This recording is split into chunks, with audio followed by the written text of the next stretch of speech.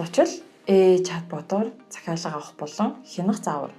Чатботоор захиалга хийхдээ үйлчлүүлэгч өөрт хэрэгтэй бараагаа каталогоос бүхлээр нь харах, нэрээр хайх, эсвэл зураг илгээд шууд хайх боломжтой. Сонгосон бүтээгдэхүүний өнгө, хэмжээ зэрэг олон төрлийн сонголттой бол чатбот дээр ойлгомжтой байдлаар харагдана. Үйлчлүүлэгч өөрт тохирох сонголтыг хийснээр бараа сагсанд амжилттай орно. Сагсалсан бараагаа шууд авахын тулд захиалга товчийг дарна. Чатботын асуусан дарааллын дагуу холбоо барих утасны дугаар болон хүргэлт авах хаягийн мэдээллээ нарийн дэлгэрэнгүй оруулж өгөөрэй.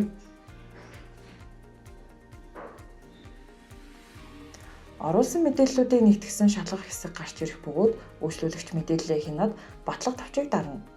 Захиалга баталгаажсан мэдээлэл ирэхэд төлбөр төлөх товчийг дарж QP эсвэл өөрийн ашигладаг банкны аппликейшнийг сонгон төлбөрөө түргэн шуурхай шийдвэрлэх боломжтой боллоо.